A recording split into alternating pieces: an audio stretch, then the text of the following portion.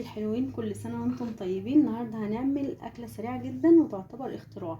معايا فراخ، طبعا الكمية اللي انت تفضليها او على حسب الكمية اللي انت هتعمليها. معايا توم باودر، بصل باودر، فلفل اسود، بابريكا، بهارات فراخ، ملح، زعتر لو تحب. هنقلبهم كويس جدا جدا وهنسيبهم في التتبيلة دي حوالي 10 دقايق. لو تحبي تسيبهم اكتر من كده مفيش مشكلة، هيكون افضل طبعا.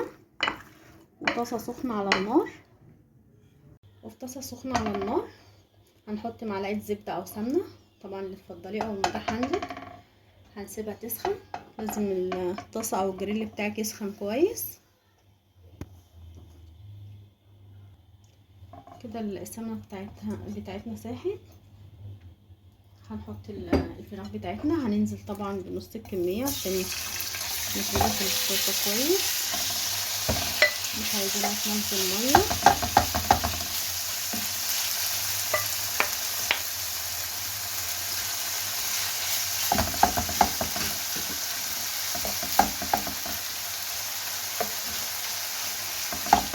اول ما تبتدي تاخد لون هنقلبها على الناحية التانية.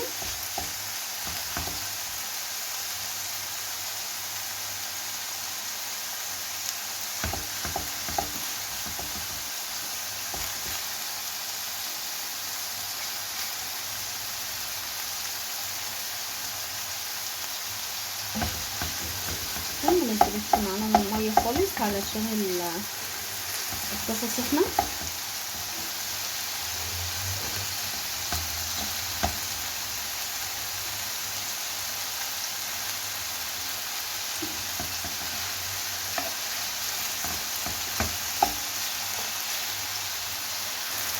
هنقلب على الناحية التانية.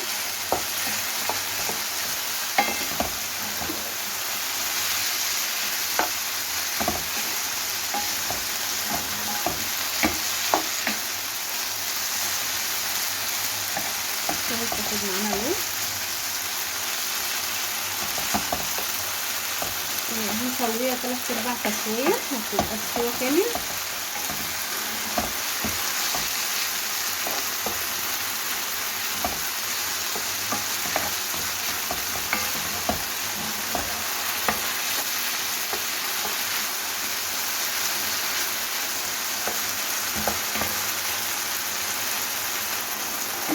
نشيلها من الطاسة وهننزل بباقي الكمية بتاعتنا.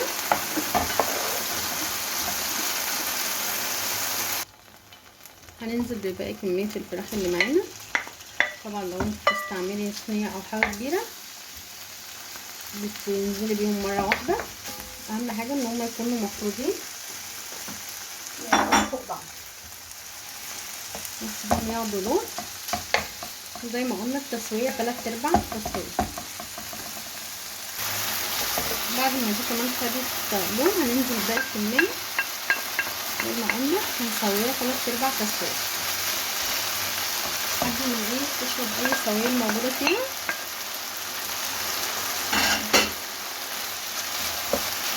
عايزه بقى تضيفي فلفل الوان ضيفي، عايزه تضيفي زيتون، عايزه تضيفي جزر مبشور براحتك، المتاح عندك ممكن تضيفيه في المرحله دي.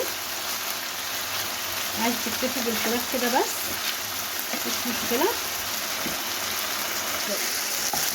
خلاص هي خدت السوائل بتاعتنا كلها نسيها. معايا فلفل الوان اخضر واحمر واصفر، انا طبعا بحتفظ بيه بفرزه. نحط كمية بس مش كتير، نشوحهم كويس.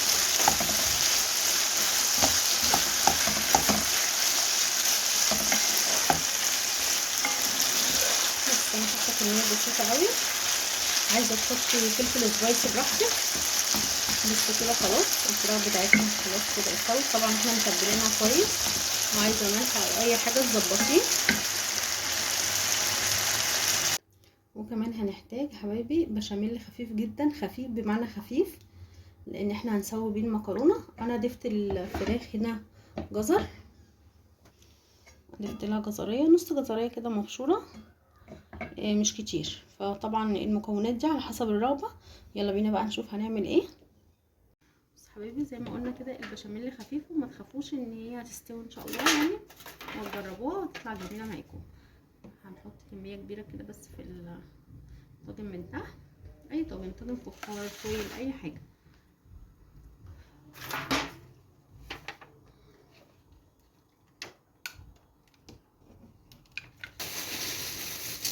هنحط المكرونه بتاعتنا في النص كده،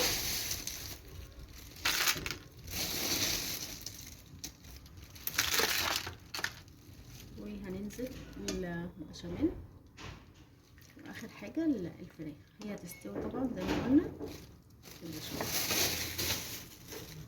هنحط الفراخ بتاعتنا،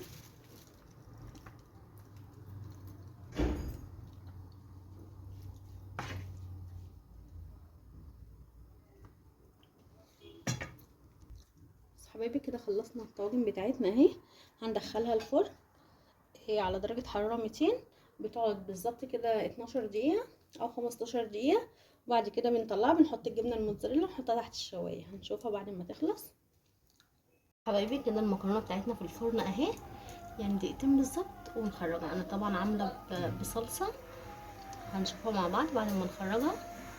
بصوا حبايبي كده الطواجن بتاعتنا بعد ما خلصت، بصوا مستويه، بصوا جميله اهي، عشان ما تقولوش بس ان هي ايه، بصوا مستويه بس هي سخنه قوي.